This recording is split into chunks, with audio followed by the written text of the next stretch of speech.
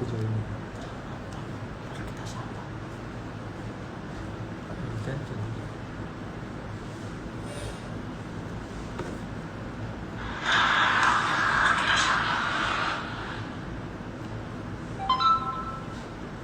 Itu ada ya.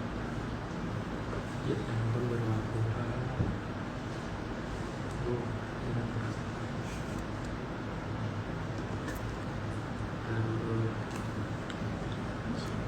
Hmm?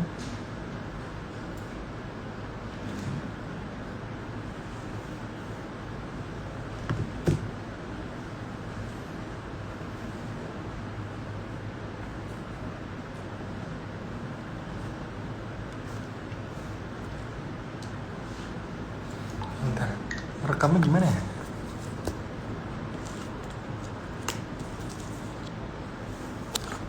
Bisa nggak sih? Save tuh di akhir nanti ya? Coba cari. Saya juga nggak pernah. Coba aku.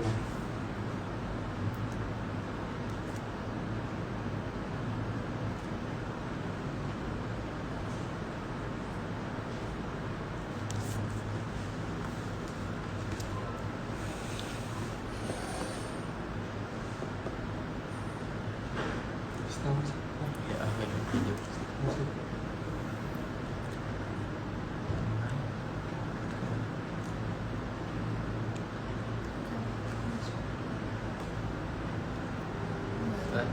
Nggak ada paket premiumnya.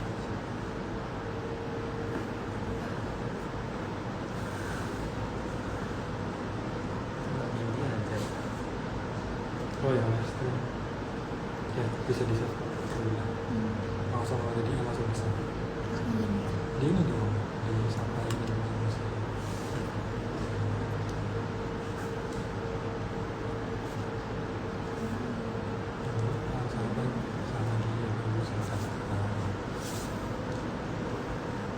Selamat pagi Bapak Ibu, selamat pagi, selamat datang di live KPPN Ketapang. Kita lebar Kita live di sini, kita akan live dengan pajak KPP Pratama Ketapang ya. di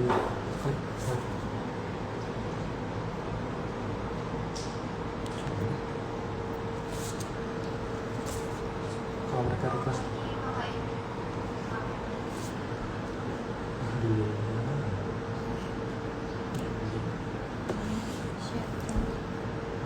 di request di Nah, Oh, di udah ya acara jadi Pak, itu oh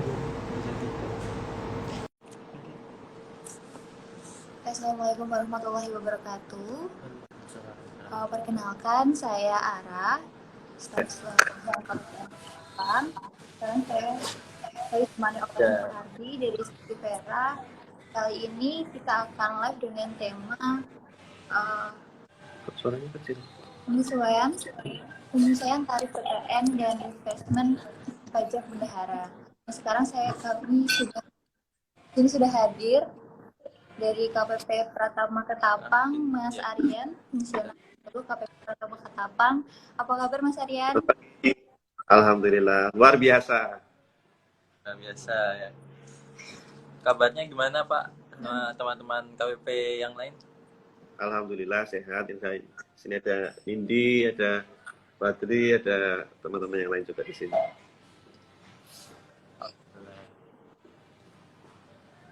Gimana kabar-kabar teman-teman di KPPN? Sehat? Alhamdulillah semua Pak. Alhamdulillah baik. Alhamdulillah. Kok kayak tua banget ya saya dipanggil Pak? Oh iya, ya Mas aja ya Pak atau gimana? Mas aja. Mas Aryan aja. Boleh, Ya. boleh. Masih seperti 17 tahun. Oh iya. Semangatnya luar biasa. Sepertinya semangat Iya, itu juga melekat ke audiens kita ya. Semoga masih pagi, semoga Ya. semangat pagi masih menggebu-gebu untuk mendengarkan materi pagi hari ini yang luar biasa ini tentang pajak ini ya. Ya, Kita akan sharing sesi boleh. tentang karena ada penyesuaian tarif PPN, tarif PPN sudah naik. Ini kita langsung tanya-tanya aja ke Mas Aryan ya, Mas. Langsung tanya-tanya. Boleh. Sehubungan ada Undang-Undang HPP nomor 7 2021, ada kenaikan PPN sebelumnya 10%, yang bisa 10% naik nih. Itu kenapa bisa naik ya, Mas? Ya, itu naik kan gini. Jadi tujuan utamanya ya jelas itu untuk meningkatkan penerimaan negara ya. Terkait juga dengan nanti pada akhirnya untuk memenuhi kebutuhan masyarakat ya. Terkait kan ini kemarin kan habis pandemi nih, butuh banyak dana ya. Ada yang untuk vaksin, untuk bantuan, untuk dan untuk yang selain atas pandemi kan juga banyak butuh dana. Termasuk di dalamnya adalah untuk pemulihan ekonomi nasional. Nah, jadi nanti kedepannya kan untuk pemulihan ekonomi akibat pandemi, terutama akibat pandemi COVID ini kan butuh dana banyak. Nah, makanya salah satunya adalah menaikkan tarif PPN. Tapi sebenarnya tarif PPN ini sendiri sejak awal ada undang-undang PPN itu sudah ditetapkan bisa fleksibel. Nah, seperti di undang-undang PPN pasal 7 itu dijelaskannya seperti ini. Tarif PPN ditetapkan sebesar 5%, minimal 5%, paling banyak 15%. Nah, itu nanti bisa disesuaikan dengan pembahasan dengan DPR. Nah, ini tentunya sudah ada pembahasan dengan DPR, jadi keputusannya untuk menaikkan tarif PPN. Kalau dilihat secara global, sebenarnya untuk pajak semacam PPN ini secara global itu malah sudah di atas 15%. Jadi termasuk rendah nih tarif PPN di Indonesia nih, kan masih 10, besok 11, kemudian nanti sebelum 2025 akan ditetapkan menjadi 12%. Nah, itu masih di bawah rata-rata dunia 15%, seperti itu. Mulai berlakunya ini kalau di 2022 bulan apa ya, Mas? Udah pakai bulan April. Oh, bulan April. Bulan April. Iya, mulai bulan April. Sangat-sangat menunggu bulan kemarin sebenarnya. Iya. Kalau selain tarif PPN, tarif lain ada penyesuaian nggak tuh, Mas? Oh ya, PPH. Kan PPN PPH ya biasanya ya, yang jadi pajak pusat ya. Jadi karena PPN naik, ini pemerintah juga mengimbangi dengan menurunkan tarif PPH. Ya, jadi kalau yang dulu misalnya ya di lapisan atas tarif pasal 17 Undang-Undang PPH itu antara 0 sampai 50 juta ya, penghasilan 0 sampai 50 juta itu tarifnya 5%. Sekarang dinaikkan ininya lapisannya, jadi 0 sampai 60 juta itu kena 5%. Jadi yang dulu yang penghasilannya 51 juta sampai dengan 60 kena tarif lapisan kedua 15%, sekarang masih kena tarif yang lapisan pertama 5%. Kemudian juga atas UMKM nih, UMKM kan dulu ada tarif sebesar 0,5% ya, berapapun omsetnya kena 0,5%. Nah, kalau yang mulai tahun pajak 2002, ya UMKM, atau kalau di bahasa peraturan pemerintahnya pengusaha dengan penghasilan bruto tertentu, yaitu di bawah 4,8 miliar. Ya. Itu kalau dulu nggak ada batasan, omset berapapun, kena langsung dikalikan tarif 0,5%. Nah, kalau mulai tahun 2022 ini, ada batasan omset kotor sebesar 500 juta. Jadi, pengusaha yang omset kotornya belum mencapai 500 juta rupiah dalam 1 tahun, itu tidak kena PPH. Ya, jadi imbang nih, harga barang naik, tapi daya beli masyarakat juga naik seperti itu, karena PPH-nya turun seperti itu. Biasanya tadi naik 10 juta ya, Mas ya? Dari 50 Bukan batasannya, tapi apa ya, lapisannya. Ya, naik 10 juta lapisannya.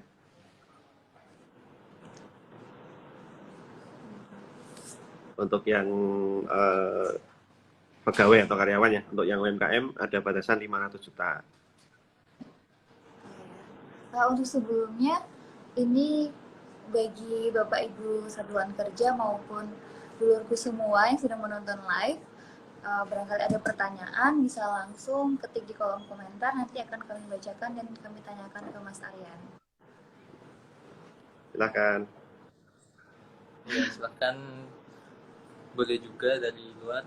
Jadi tadi dengan penyesuaian PPN dan PPH ini, pemerintah juga memikirkan ya Pak, daya beli Ya. masyarakat untuk membeli. Jadi PPN ini tidak hanya tidak akan memberatkan ke masyarakat ya Pak.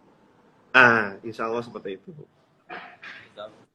Jadi buat Bapak Ibu semua jangan khawatir dengan ini sekaligus meluruskan ya Pak, mungkin kok naik gitu ya, ini sudah diperkirakan oleh pemerintah dan sudah diantisipasi dengan pemerintah. Mungkin pertanyaan selanjutnya Pak, jika ini kan kami berhadapannya dengan bendahara ini Pak. Nah, jika PPN ini dikenakan dengan NPWP bendahara, itu mekanismenya apakah bisa gitu? Ya, kalau dengan instansi pemerintah, bendahara instansi pemerintah ya, itu kan kaitannya dengan belanja ya, belanja barang, belanja jasa, servis misalnya ya. Itu atas belanja atau dana yang ada di instansi pemerintah kan itu sebenarnya sudah termasuk PPN dan PPH ya. Jadi atas belanjanya itu dikenakan PPN dan PPH sebesar tarif masing-masing. PPN yang mulai bulan April menjadi 11% misalnya. Jadi atas harga jualnya itu atau harga pembelian itu biasanya sudah termasuk dengan PPN. Kalau Bapak Ibu rekan bendahara berbelanja di rekanan yang sudah PKP, yang statusnya adalah PKP, pengusaha kena pajak, karena memang seharusnya memang idealnya rekanan bendahara itu adalah yang PKP, yang sudah PKP, supaya bisa menerbitkan faktur. Karena biasanya yang untuk pertanggungjawaban, untuk penagihan kan pakainya faktur, ya. Kalau di faktur pajak itu sudah jelas tertera, ada harga jual berapa, DPP berapa, PPN berapa, itu sudah tertera di situ. Namun jika ternyata tidak memungkinkan untuk bertransaksi dengan PKP, atas harga jual itu adalah sudah termasuk PPN. Jadi misalnya beli laptop harganya 5 juta. Ya. Nah, itu 5 juta itu sudah termasuk PPN. Jadi untuk menghitung PPN-nya itu adalah dengan mengalihkan tarif PPN dengan DPP atau dasar pengenaan pajak. Nah, dasar pengenaan pajak ini menghitungnya adalah dengan mengeluarkan PPN-nya dulu. Nah, cara mengeluarkan PPN-nya gini. Jadi kan PPN-nya 11% nih. Jadi kalau harga itu sudah termasuk PPN, itu berarti kan 111%. Jadi untuk menghitung DPP-nya 100 per 111% kali harga jual. Itu ketemu DPP, dasar pengenaan pajak. Nah, kemudian DPP ini bisa langsung dikalikan dengan tarif. Baik itu tarif untuk PPN maupun tarif untuk PPH. Seperti itu. Jadi masing-masing ada dikalikan tarif dari DPP, bukan dari harga jualnya. Pak, apa mungkin kalau misalkan PPN ini dikenakannya pakai NPWP bendahara di saktinya? Itu bisa nggak ya Pak? Ya, jadi kalau mekanisme yang umum, ya, kalau dulu sebelum bulan Mei, ini ada aturan baru juga ini bulan Mei ini, mulai bulan 1 Mei ini. Ya, jadi sebelum bulan Mei, itu nanti penyetorannya menggunakan NPWP rekanan. Jadi bendahara instansi pemerintah memotong, tapi menyetorkannya ke kas negara menggunakan NPWP rekanan. Kalau yang baru mulai tahun 2022 ini, bulan Mei ini, itu menggunakan NPWP di pemerintah sendiri. Mulai 1 Mei. Itu. Ini mungkin saya tambahkan sekalian ya, terkait dengan peraturan yang terbaru khusus di PPN ini, terkait dengan instansi pemerintah juga ya. Jadi Ada di turunan dari Undang-Undang HPP ya. Turunan dari Undang-Undang HPP ini ada PMK yang baru saja kemarin saya sosialisasikan juga, ada PMK 59. Itu pokok perubahannya ada 3 ya. Minimal ada 3. Yang pertama, itu pengecualian pengenaan PPN bagi instansi pemerintah yang berbelanja atau membelanjakan uangnya menggunakan kartu kredit pemerintah. Ada ya, kartu kredit pemerintah ya. Kemudian ada juga pengecualian juga yang kedua ya, itu bagi instansi pemerintah yang berbelanja melalui sistem informasi pengadaan pemerintah. Jadi biasanya dikenal adanya SIP-lah, ada toko online, nah itu yang tergabung dalam sistem informasi pengadaan pemerintah, itu juga tidak dipungut PPN. Nah, kemudian yang ketiga perubahannya, kalau dulu penyetoran PPN menggunakan NPWP rekanan, nah kalau mulai bulan Mei ini penyetoran PPN-nya menggunakan NPWP instansi pemerintah mulai 1 Mei. Itu ada di PMK 59 tahun 2022. Berarti rekanan sendiri tidak memungut atau memotong PPN dari belanja instansi pemerintah ya Pak? Ya, khusus untuk kalau secara ideal sih masih memotong, masih memungut. Khusus yang belanja menggunakan kartu kredit pemerintah atau belanja melalui marketplace. Marketplace pun yang marketplace yang telah ditetapkan di SIPP, Sistem Informasi Pengadaan Pemerintah. Mungkin kalau rekan-rekan bendahara mengenal ada SIPLAH biasanya gitu. Kalau belanja lewat apa ya namanya, DigiPay juga termasuk Pak, Mas. Ya. Saya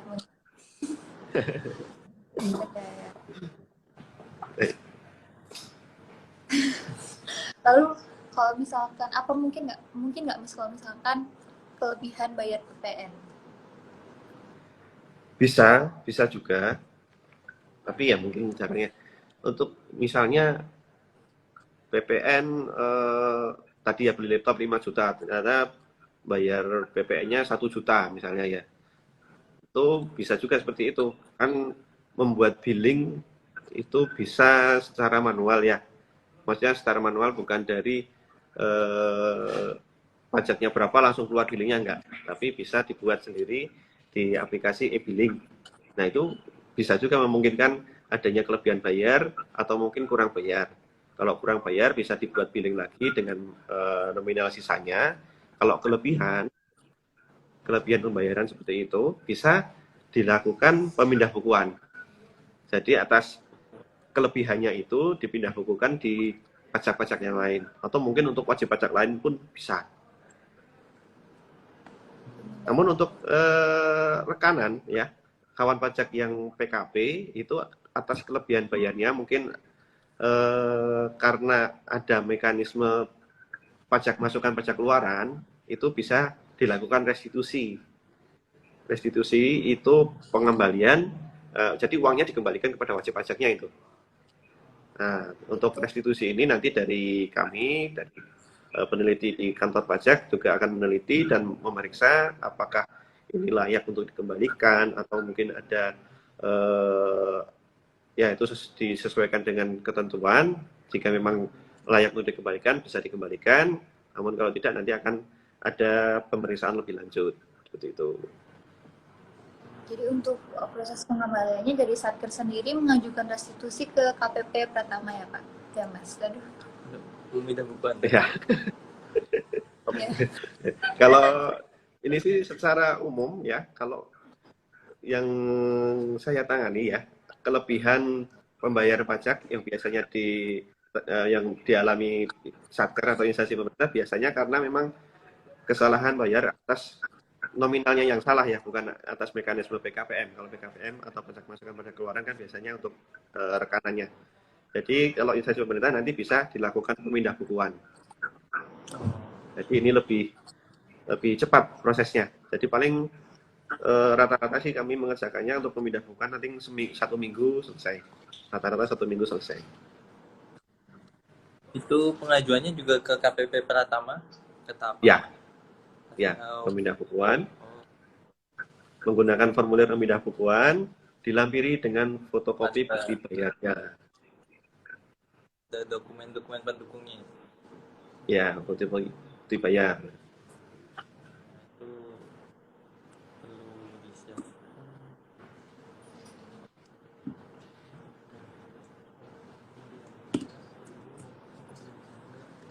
Ya, baik Bapak Ibu yang menyaksikan, ada yang mau bertanya. Ini Ya. juga ada dari KPU Ketapang, boleh join silahkan. Barangkali ada Ketapang. pertanyaan. Oke. Oke. Sepertinya Ini juga, ada Pak Ade Hari ini dari Teluk Batang. Barangkali ada pertanyaan. Biasanya Pak Ade ini sering tanya nih. silakan nih Bapak Ibu Bendahara, mumpung di sini ada Mas Ardian, bisa ditanyakan langsung ke ahlinya. Sangat dah menunggu. Bukan ahli juga sih sebenarnya, cuma tahu lebih dulu aja.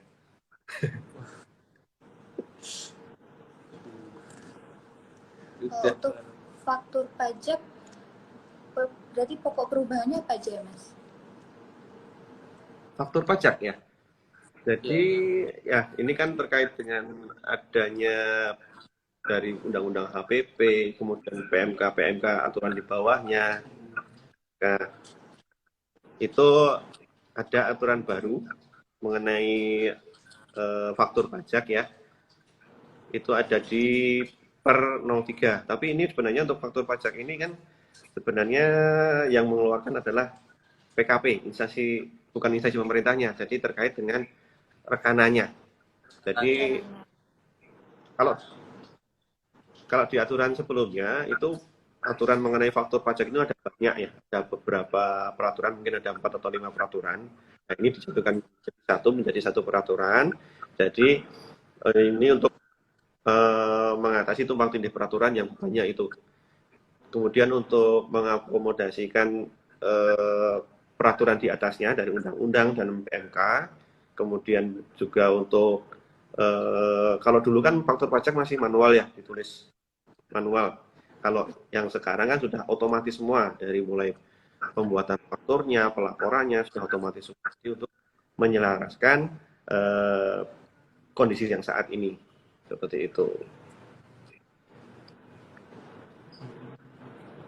Sepertinya ini ada pertanyaan Mbak Ara dari Mas Pangestu.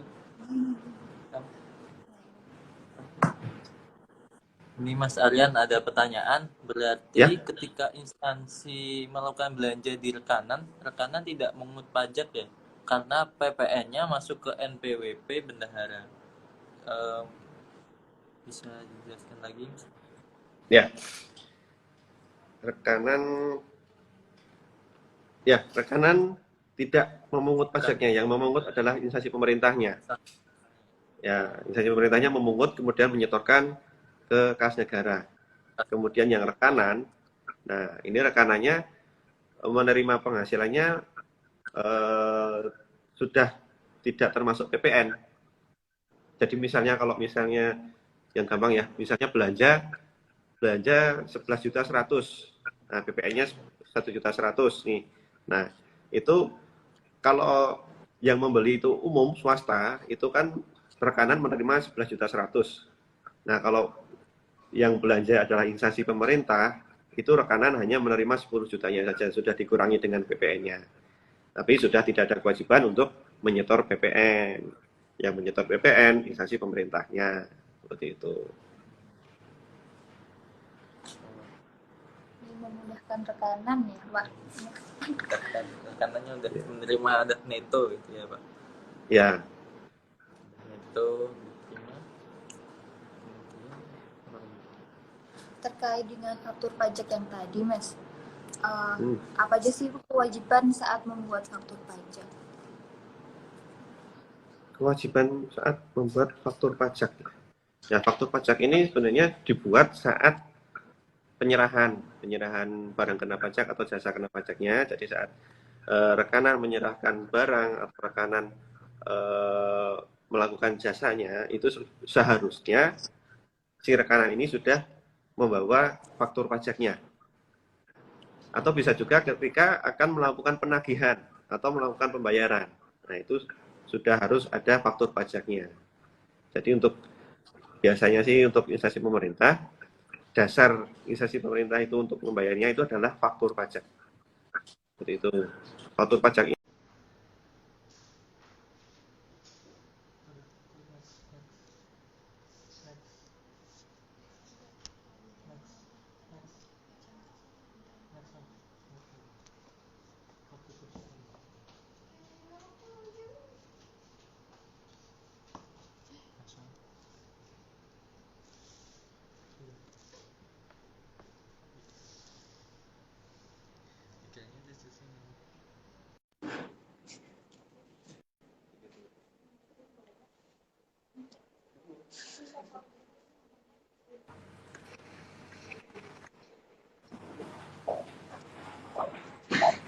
Mohon maaf ini Mas Aryan, sepertinya kami juga terkendala koneksi.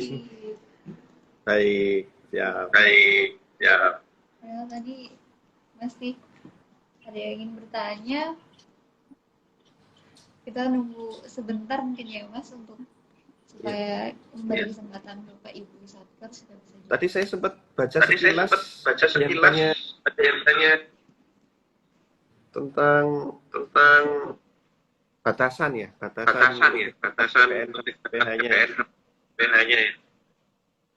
Ya, kalau untuk PPN dan pasal 22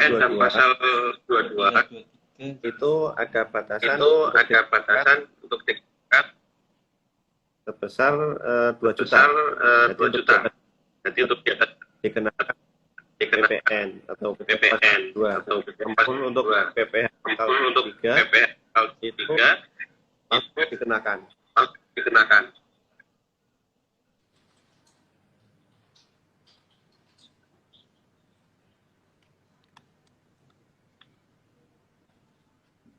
Ya. Apakah masih terhubung Mas?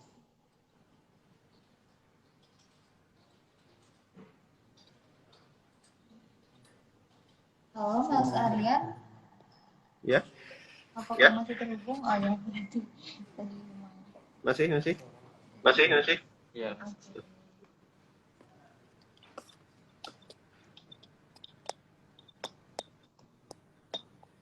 Selamat datang kembali Pak Ega, Bu En, dan Bapak Ibu Bendahara Satker Kabupaten Ketapang. Jika ada pertanyaan terkait tarif pajak dan ketentuan pajak bendahara lainnya, bisa langsung diketikkan di kolom komentar. Nanti akan kami bacakan ke Mas Aryan. Kalau belum ada, saya tanya aja nih Mas. Kalau cara buat faktur pajak itu gimana ya Mas? Cara buat faktur. Nah, untuk membuat faktur pajak ini yang kita buat adalah rekanan. Sudah digunakan menjadi PKP atau pengusaha kena pajak. Nah, pada awalnya itu mengajukan dulu untuk dikukuhkan menjadi PKP. Kalau menjadi PKP nanti akan sertifikat elektronik kita menggunakan yang digunakan untuk buat pajak. Ya. Ini Mas Aryan suaranya Gimana? agak putus-putus. Suaranya putus-putus.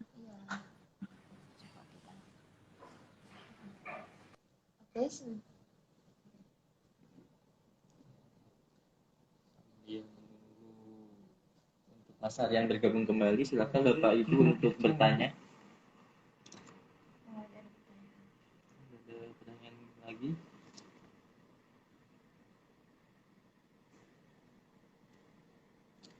Oke, sebentar ya Pak Ega, nanti akan kami tanyakan.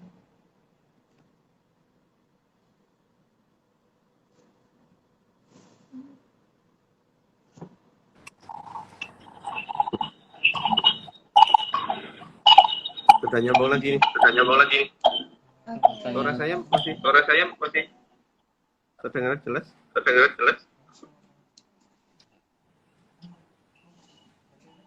Mas, ini ada pertanyaan dari Pak Ega. Izin bertanya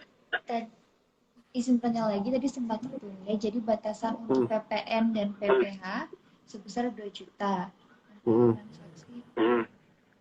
transaksi di bawah 2 juta atau 1 juta dikenakan PPN aja. Oh, ya. Itu kalau aturan yang dulu itu batasan 1 juta. Sekarang jadi 2 juta. Jadi transaksi di bawah itu tidak wajib PPN. Kecuali untuk pasal 23. Ini wajib untuk pasal 23.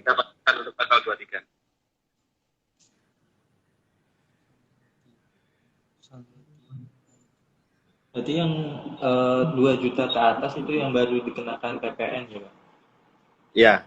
Ya, Mas? Ya. Oh, berarti yang 1 juta ke bawah Bapak Ibu tidak perlu dikenakan dengan PPN. Cuma 2 juta. Kena PPH 2 juta itu kena PPH 23 tadi ya? Ya. Tadi ada request live dari Pak Mardi dan Pak Ega. Siapa tahu ada pertanyaan lagi, bisa langsung diketik saja, Pak. Nanti akan kami tanyakan.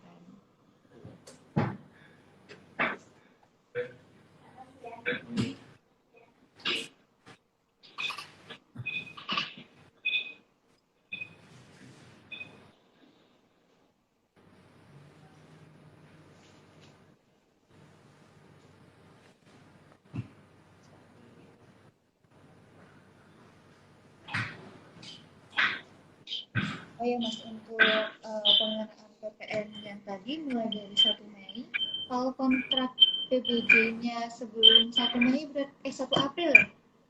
Sebelum 1 April itu masih yang tarif 10% berarti ya Mas? Iya. Nanti tergantung darinya kapan.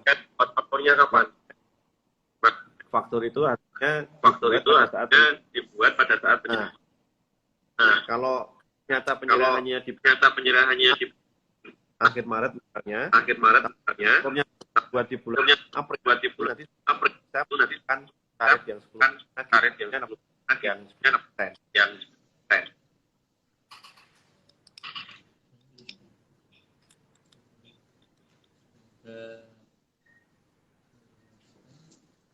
Bapak Ibu Secara ada pertanyaan lagi?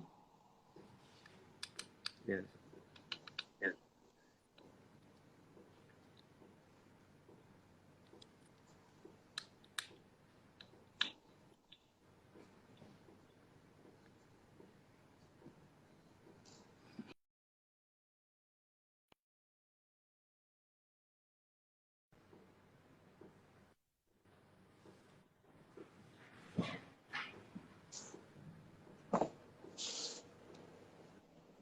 Untuk Mas Aryan, Mas, ada yang mau disampaikan lagi terkait kenaikan PPN ini dan faktur pajak? Ya. Jadi untuk himbauannya sih sebenarnya untuk instansi pemerintah. Ya, untuk instansi pemerintah itu sebisa mungkin bertransaksi dengan rekanan yang sudah PKP. Jadi mereka bisa menerbitkan faktur pajak. Nah, jadi untuk kepastian hukumnya juga itu penggunaannya adalah menggunakan faktur pajak. Itu. Kemudian untuk tarifnya untuk diperhatikan juga adalah mulai bulan April adalah sudah menjadi 11%. Mulai bulan April 11%, kemudian untuk penyetorannya mulai bulan Mei adalah menggunakan NPWP instansi pemerintahnya. Itu. Pak Hardi, kalau bisa pertemuan di kantor KPP aja, ini pandemi sudah usai. Bisa langsung datang ya Mas kalau misalkan mau konsultasi tentang Nah, pajak. ya, kami persilahkan untuk para wajib pajak, baik itu instansi pemerintah atau rekanan instansi pemerintah, bisa berkunjung di kantor pajak dengan mengisi antrian online ya di kunjung.pajak.go.id. Nah, itu bisa di situ bisa memilih kapan harinya dan kapan jamnya bisa mau berkunjung di KPP Pratama Ketapang.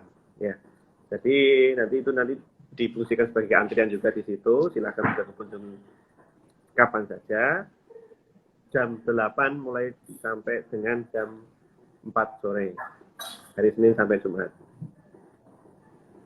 Nanti bisa Oh, ketemu kalau saya, untuk kadang ada teman kami juga yang standby di ini di helpdesk ya untuk membantu Bapak Ibu sekalian. Nah, bagi Bapak Ibu, bagi yang ingin berkunjung ke pajak, ya Mas, bertemu dengan Mas Ariem, bisa langsung mengisi antrian online Ya, di kunjung.pajak.co.id. ya, .co.id. Jam bisa datang dari jam 8 sampai jam jam 8 4 sore ya. jam 4. Ya. Kalau Ya, untuk nomor HP konsultasi konsultasi online itu yang lewat chat bisa menghubungi nomor mana ya, Mas? ya bentar. Lupa saya nggak hafal. Kalau untuk layanan, Ya. ya layanan secara umum ada di WA resmi KPP di 0853 5012 9494. 0853 5012 9494. Untuk konsultasi secara ini ya, aplikasi misalnya ya, bisa menghubungi saya di nomor 0895 3270 2207. 0895 3270 22907. Nomor ini juga sudah tertera di Instagram KPP Pratama Ketapang di @pajakketapang ya. Dari itu ada. Ya, untuk Bapak Ibu Satker, layanan informasinya di KPP Pratama Ketapang bisa follow dulu IG KPP Pratama Ketapang.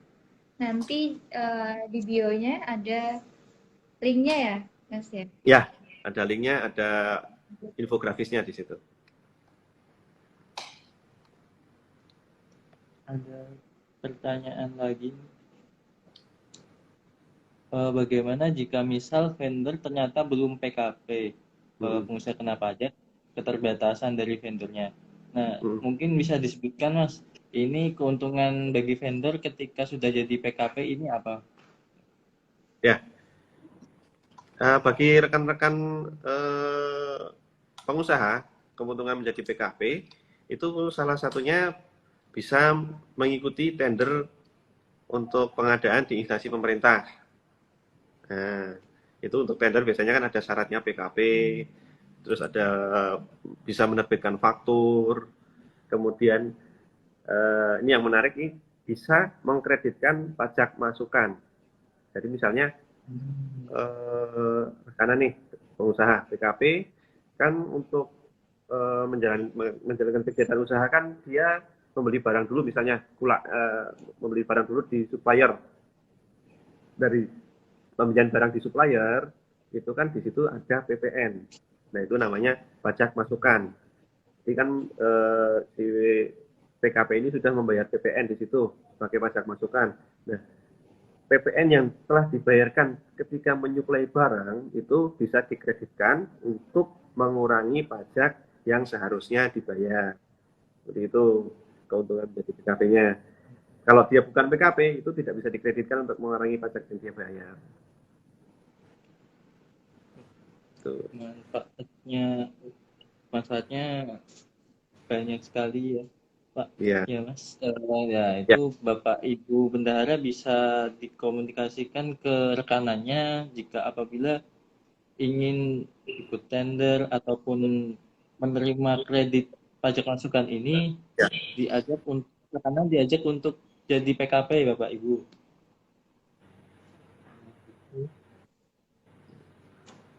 Nah, silahkan kalau ada pertanyaan lagi. Ya, baik Bapak Ibu, mengingat waktu yang terbatas, apabila ada pertanyaan, kami beri kesempatan untuk satu pertanyaan lagi. Untuk pertanyaan yang belum dijawab, nanti bisa langsung untuk melakukan, kalau ingin berkunjung ke KPP, bisa mengisi antrian online tadi di kunjung.pajak.go.id, dan bisa menghubungi juga layanan KPP pertama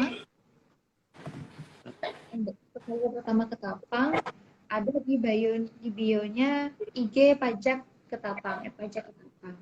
Nah, di follow dulu Bapak Ibu, IG KPP Pratama Ketapang, IG KPPN Ketapang, biar infonya itu lengkap.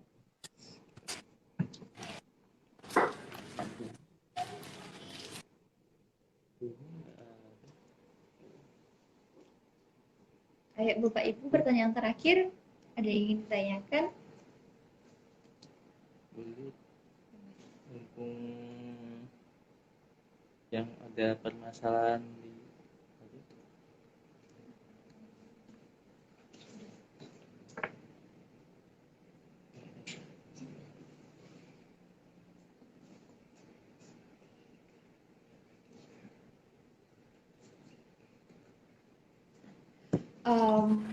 misalkan nanti kurang jelas dari live kali ini atau terlambat join, kami akan share live ini di IG KPPN Ketapang dan juga YouTube KPPN Ketapang.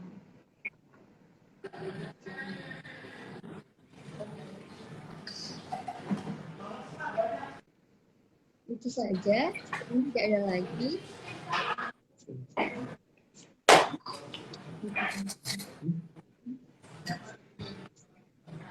Dari Mas Aryan ada lagi Mas yang mau disampaikan? Atau closing statement Mas? Closing statement.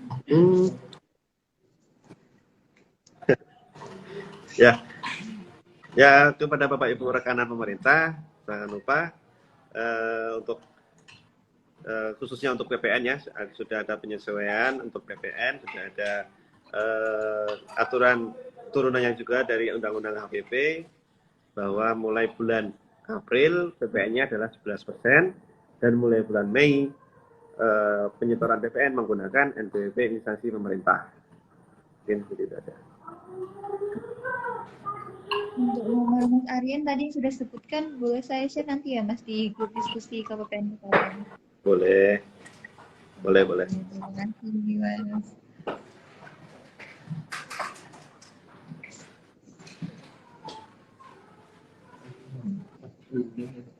Oke, cukup karena waktu yang terbatas. Cukup sekian dari kami dan juga terima kasih. Terima kasih banyak pada Mas Aryan yang sudah sama-sama, terima kasih menjelaskan dan juga menjawab pertanyaan-pertanyaan tadi dari Bapak Ibu dan dulurku semua. Mohon maaf apabila ada perkataan yang kurang berkenan. Ya Mas, dan saya juga tadi bolak-balik panggil Mas Pak. Maaf juga tadi terkendala jaringan sempat terputus. Iya betul. Ya. Ya kami akhiri live kali ini. Mas Aryan juga apabila ada kegiatan lain, kami bersilakan untuk melanjutkan kegiatan di kantor. Sekian, saya Ara. Undur diri. Terima kasih Mas Arya. Terima kasih Bapak Ibu semua atas antusiasnya. Ya. Assalamualaikum warahmatullahi wabarakatuh. Waalaikumsalam warahmatullahi wabarakatuh.